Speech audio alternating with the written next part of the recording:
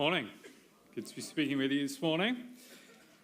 In 1969, the world was introduced to a song for the first time. It was a song that was going to become one of the most recognized and well-known songs of the 20th century, written for the iconic voice that was Frank Sinatra. It tells the story of a life lived to the full, determined, ambitious, with little regret for anybody else. It's an anthem that says nothing is more important than living life on your terms. Well, My Way could have been written about the Bible character we are going to look at this morning. Born around 4,000 years ago, a very different time, a very different culture, much of Jacob's life was characterized by independence, self-centeredness, a take-what-you-can attitude to life, until he encountered God. And last week, as Matt said, we started this preaching series entitled Encounters with God. It's going to be a series that looks at how ordinary people's lives are completely transformed when they meet a living God. And Simon co-introduced that series to us last week, looking at the life of Abraham and the journey of faith that he went on. And this week we're going to look at the life of Abraham's grandson, Jacob. And his story is told in Genesis, and you can read it through chapters 25 all the way through to 49. And certainly for the first half of his story, it is like reading the script of a soap opera. It is drama after drama after drama. It's stories of ambition, of wealth, of deceit, of betrayal, of love and hate, of family and marriage. Jacob definitely did life his way. I want to take us on a brief journey this morning through Jacob's life, looking at 4 ways in which he approached life: fixing, fleeing, fighting, and finally, faith. So we're going to start. We're going to look at Genesis chapter 25 and verses 29 to 33. Once, when Jacob was cooking some stew, Esau came in from the open country, famished. He said to Jacob, "Quick, let me have some of that red stew, I'm famished." Jacob replied, "First, sell me your birthright." "Look, I'm about to die," Esau said. "What good is my birthright to me?" But Jacob said, "Swear to me first." So he swore an oath to him, selling his birthright to Jacob. Jacob had a twin brother, Esau. The Bible tells us that their relationship was turbulent even before they were born, with their mother feeling them jostling in her womb. When they were born, Esau arrived first, but Jacob was very quick on the scene. He didn't like being second place, even from the day he was born. He came out holding the heel of his brother. There was competition right from the outset, and neither of them wanted to come second. And in this first reading, we see a completely massive shift in their relationship. Esau, the eldest, was by rights going to be the primary inheritor from his father.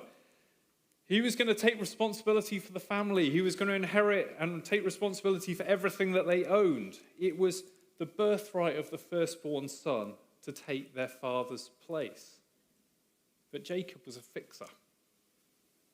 If he could do anything that was going to give him an advantage in life, he was going to take it. And in a moment of incredible weakness on the part of Esau, Jacob took advantage to gain first place in the family with a simple exchange of a birthright for a bowl of soup.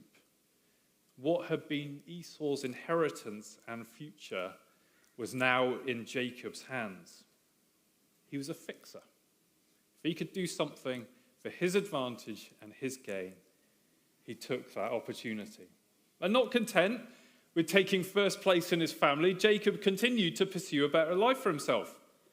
Isaac, his father, was coming close to the end of his life, and it was customary as a father reached the end of his life that he would bless his children, that he would pronounce blessings on each of them.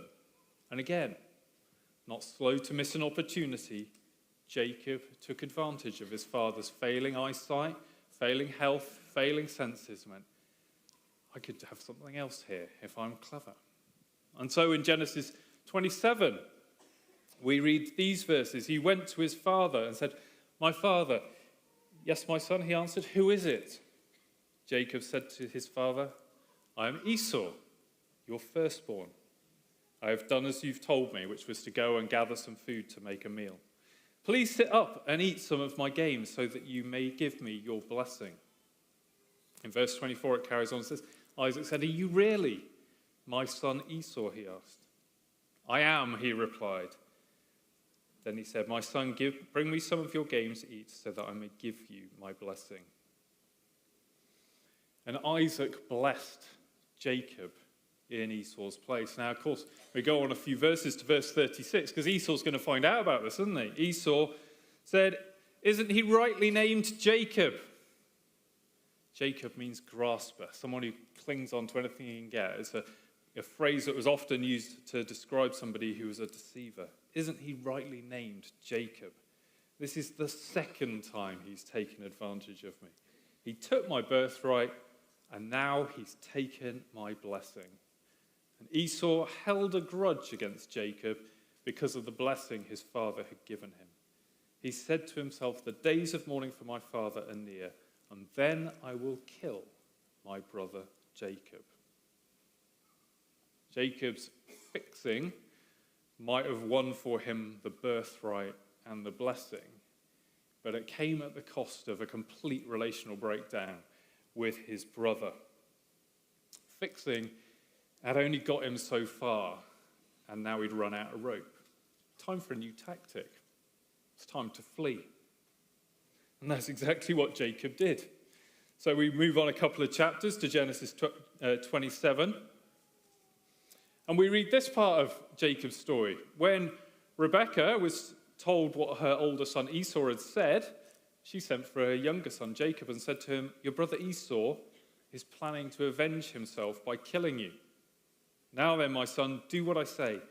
Flee at once to my brother Laban in Haran.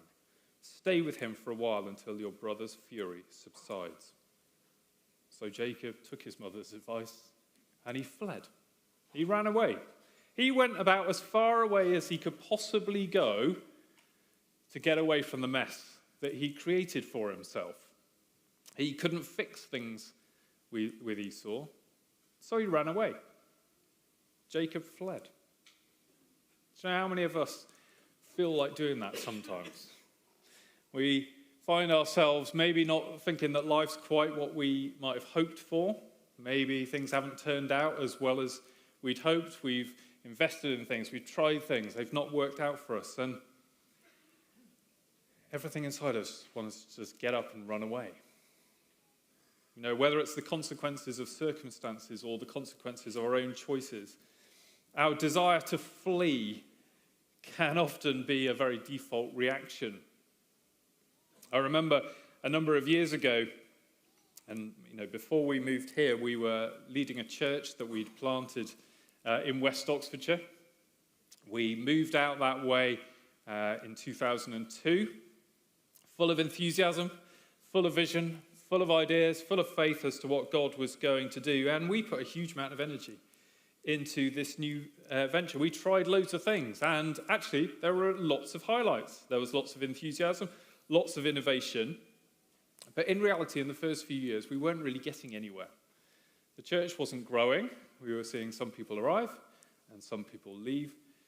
It felt like we were working really hard, but at the same time, we were just standing still.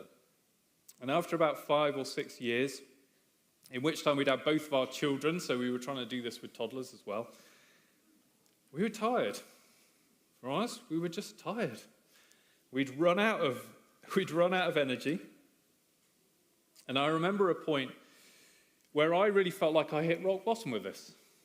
I felt after 5 or 6 years, I'd used up all my ideas. I didn't know how to fix this. I didn't know how to make this better, and pretty much everything inside me wanted to run away. I had nowhere to go. But you know that point at which anywhere else is better than here? I wanted to give up, I wanted to leave it behind, and I wanted to pretend that my problems didn't exist. You ever felt like that? Yeah. Well, Jacob ran away. He left the problem with his brother as far behind him as he could, and he ran away. And he went to work for his uncle. He was there with his uncle for the next 20 years of his life. In fact, the next 20 years of his life is really characterized by Jacob carrying on just as he'd done before, scheming, deceiving, trying to get as much out of life as possible, whether that was a wife, a family, a fortune. Having battled with his uncle, who it turns out is pretty much as good a deceiver as Jacob was, guess what? He ended up running away from there as well. He had nowhere else to go than back to face his brother and back to his father's house. So ultimately, fleeing, running away hadn't worked for him either. And in Genesis 32, we find Jacob preparing to meet Esau. 20 years away, words of hate ringing in his ears that he was going to kill him. He's scared. He's frightened.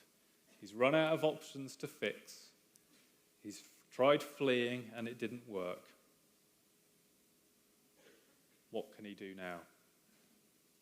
Well, Genesis 32 tells us that as he approached Esau, his men had gone ahead of him, and they told him that Esau was gathering with 400 men. Not so much a kind of welcoming party as an army here. And, unsurprisingly, Jacob was scared. So he goes back to fixing mode. What can he do? What can I do? I've got 400 people about to attack me. How is this one going to work out? Well, I can fix this. I can fix this. I can fix this. So he takes his family,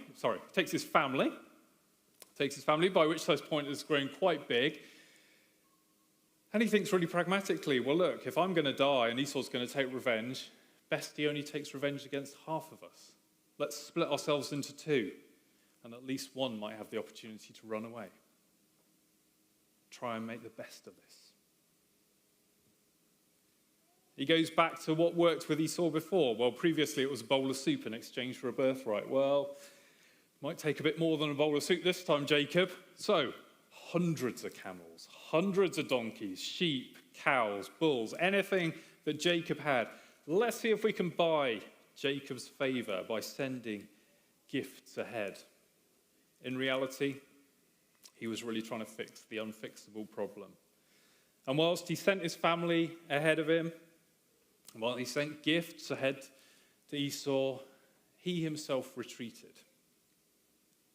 He doesn't run away, but this time he's perhaps just delaying the inevitable. And whilst alone, he has the most incredible encounter with God, which is going to change him forever. And this is what we're going to look at for the rest of this talk. And so we're going to read a little bit from Genesis 32, verses 22 to 31 of this incredible encounter with God. He's alone. It's nighttime, and it says this.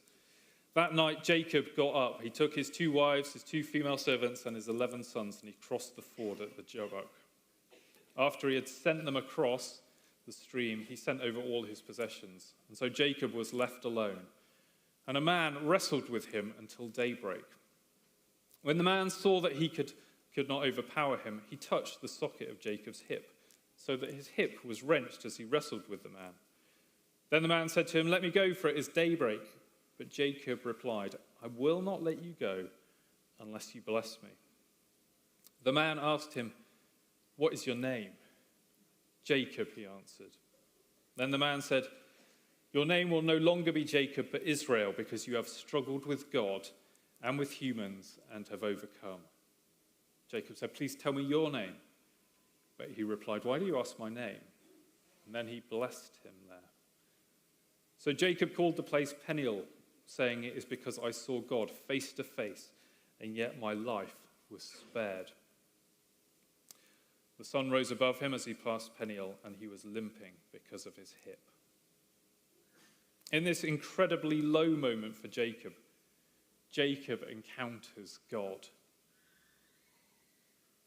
What we see in this story is almost like a physical representation of something that I think we walk through at times, a wrestling with God.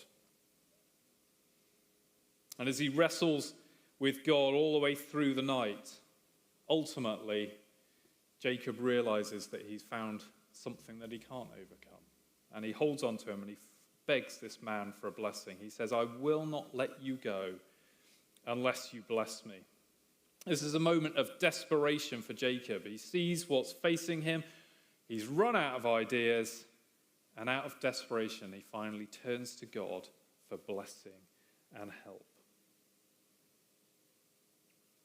In the fight and in the blessing, Jacob was changed in two incredible ways that he wouldn't have expected.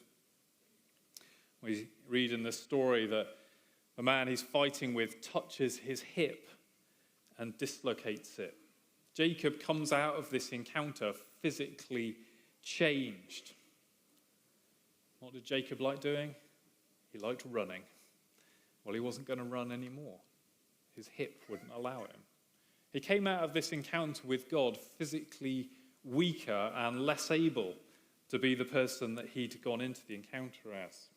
He was about to encounter his brother, which was probably going to end up in a massive fight, and he was physically weaker. Secondly, we read that his name was changed. Earlier we read that when his father Isaac had asked him his name, he'd lied. And he'd said Esau.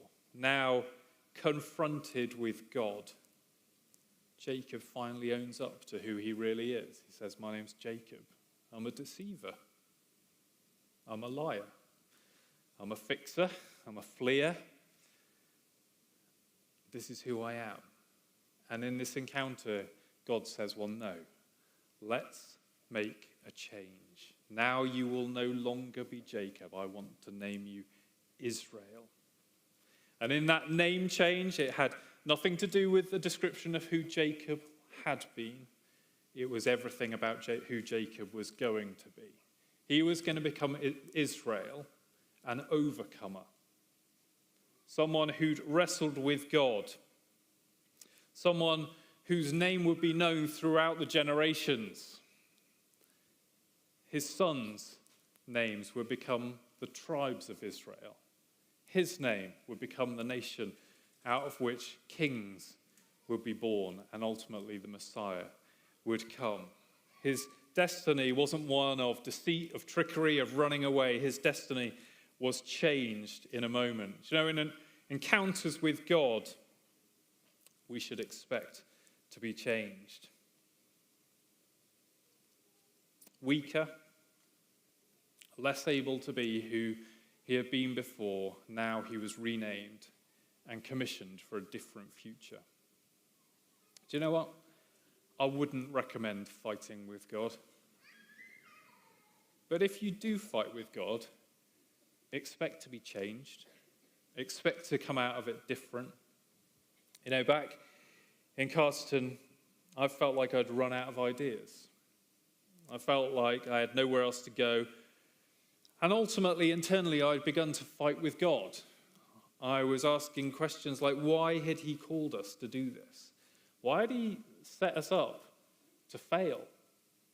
Why hadn't he done what he said he was going to do? These were my angry accusations in an internal fight with God. And I remember sitting in our lounge one day, Anna was there, a few of the other leaders, and to be honest, finally giving in. I felt like I had nothing left to give and no fight left in me. I didn't know what else to do. And you need to understand, in keeping a story short, there was plenty of sympathy and there was plenty of compassion in the room. But I remember coming away from that conversation and others that followed with a resounding sound of good. Good. You've reached the point when you realize that you can't. And that opens the door to a God who can. Do you know what? Fixing things, fleeing from things, fighting, it only ends up with us becoming weaker and weaker and weaker and driving us to a point where we can genuinely encounter God. My lowest point was the beginning of a fresh journey of surrender, faith, and trust in God. We got back onto it. There was a fresh revelation of the call of God on our lives. And do you know what? In the 11, 12 years that followed, before we moved up here, we were able to see God do what only God can do, to establish a church which is still thriving and growing in our absence, because it was never about us. We were God's servants for an era. He was going to do what he wanted to do. We just needed to recognize that it was all about him. And the same was true with Jacob. All of his efforts had ultimately led him to a place of isolation, to a place of fear, to a place of desperation. But as he encountered God in that place, his perspective on the future was completely transformed. You can carry on reading his story, another 17 chapters in which Jacob keeps reappearing. And do you know what? His life was not perfect, but it wasn't so much about fix, flee, or fight anymore. It was much more characterized by faith. It was characterized by putting his trust not in himself, but in God. And 4 things that we can pull from Jacob's story about what faith looks like for him. Well, first of all, putting his faith and his trust in God finally led to a very, very different outcome. Whatever his expectation of his meeting with Esau had been, when it came to it, Genesis 33 verse 4 said, Esau ran to meet Jacob. And he embraced him, he threw his arms around his neck, and he kissed him. 400 men might have been with him, ready to attack. But God changed the story. What Jacob had feared, what Jacob had run away from, Jacob now in faith found a very different outcome to his situation. I've said already, he had a different identity, a changed name, a separation from the past, a new story to walk in. Your name will no longer be Jacob, but Israel. Jacob had a different outlook on life. The man whose life had been all about me, take. As you go through the latter chapters of his life, you can't find him stopping blessing people. He just blesses everybody.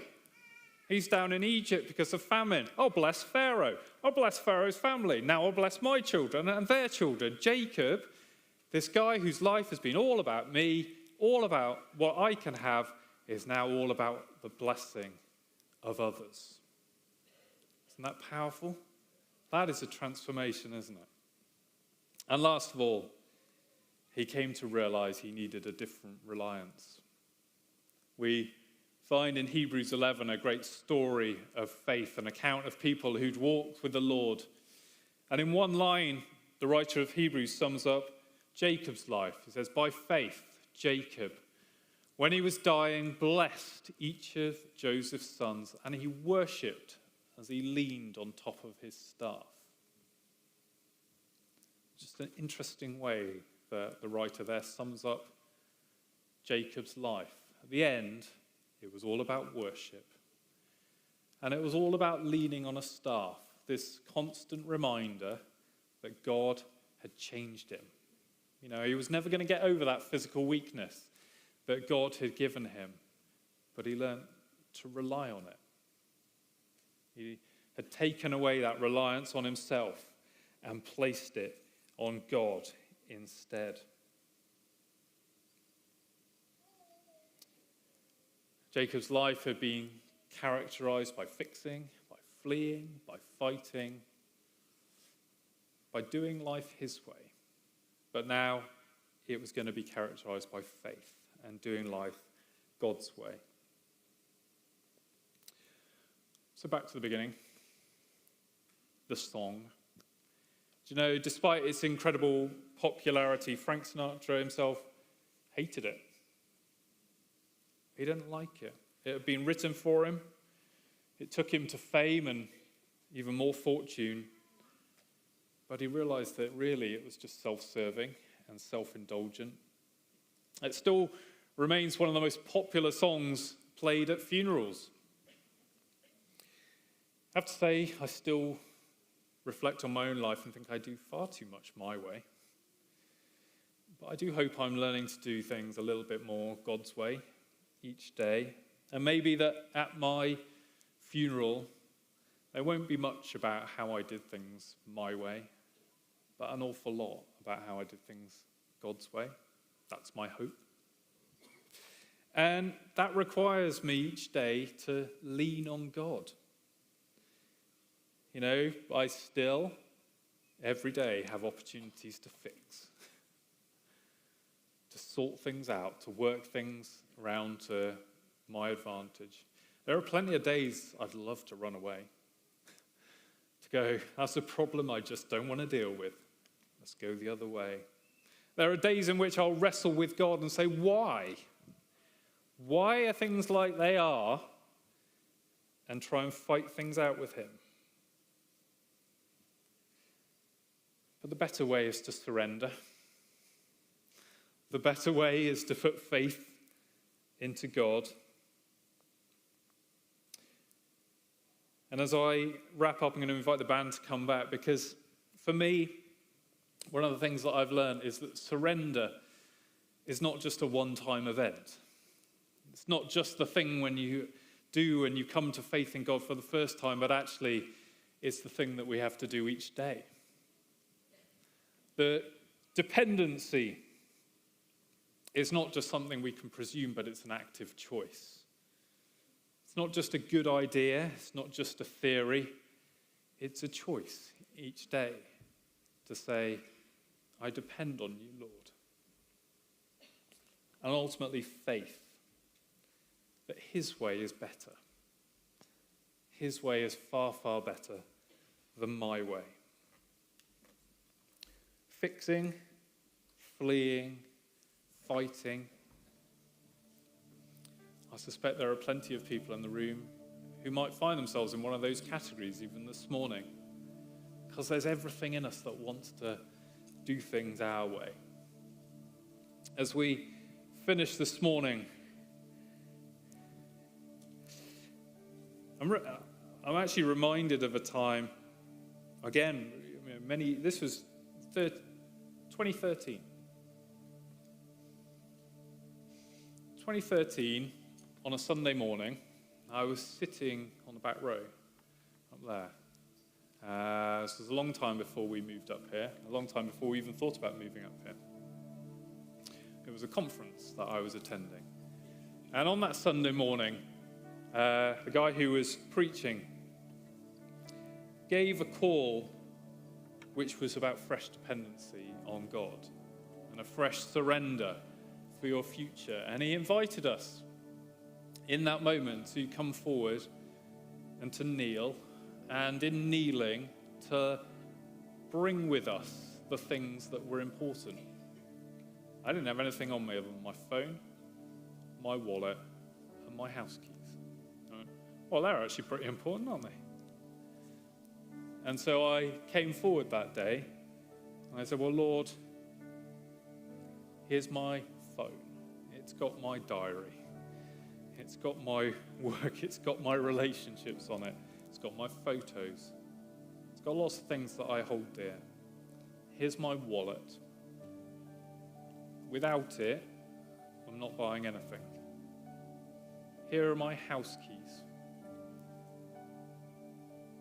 Do with them what you will.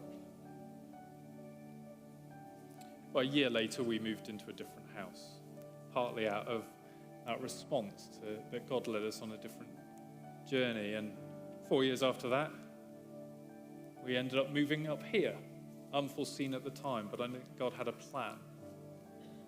And this morning, as I finish, I'm going to kneel again.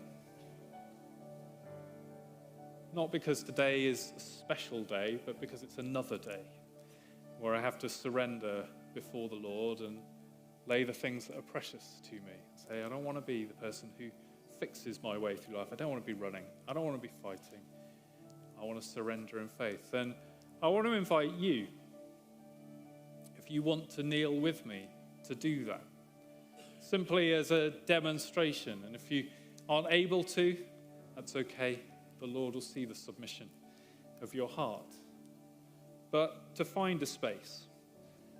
And if you know that you've been fixing, if you know that maybe you're just running away from a few things, if you know that actually you're in a bit of a wrestling match with God at the moment, and this morning is a moment to say, Lord, I put my trust in you again. And the band are going to lead us in a song, and we're just going to spend the next few minutes surrendering to the Lord, and Matt will come back and he'll lead us to a conclusion. But so stand, kneel, however you want to respond, but respond to the Lord in this moment.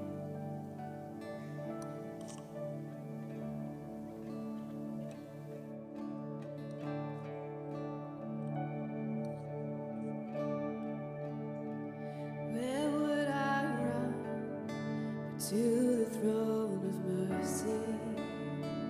Where would I kneel but at this cross of grace?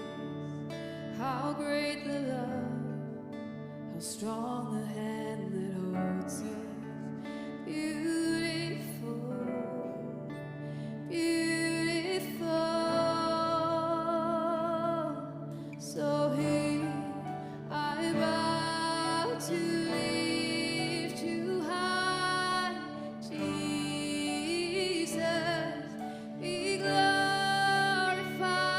in all things, for all my life I am yours, forever yours. There is a King who bore the scars of healing.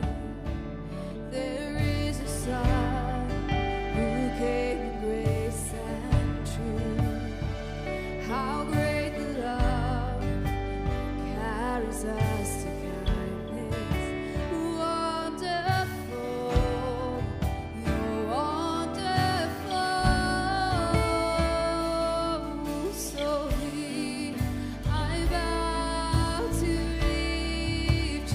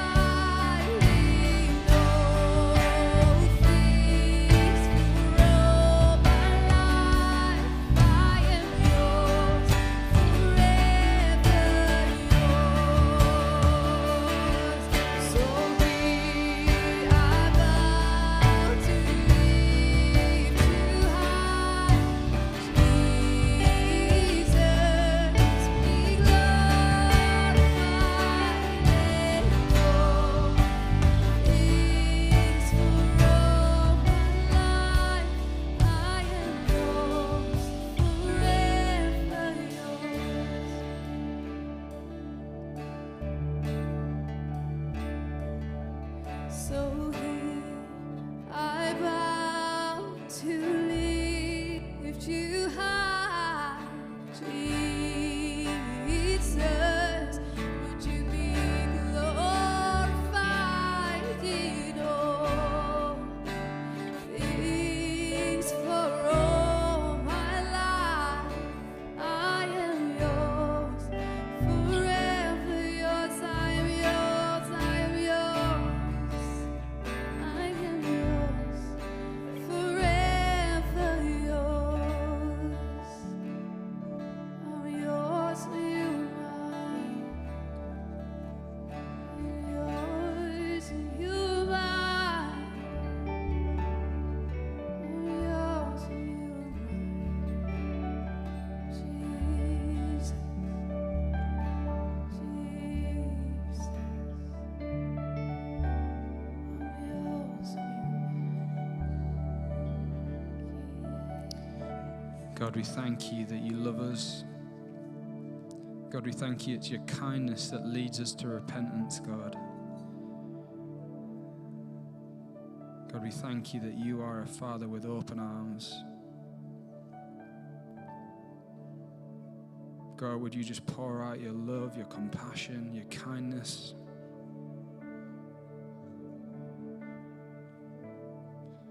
God, we surrender again to you. Help us, Holy Spirit. God, would you give us that supernatural grace to surrender?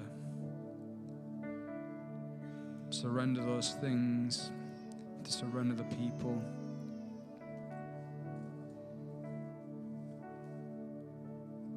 God, we trust in you. We trust you because you're good. We trust you because you're faithful.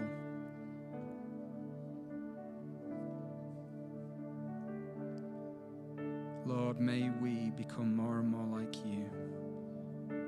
That servant says, not my will be done, but your will be done. Help us, Lord.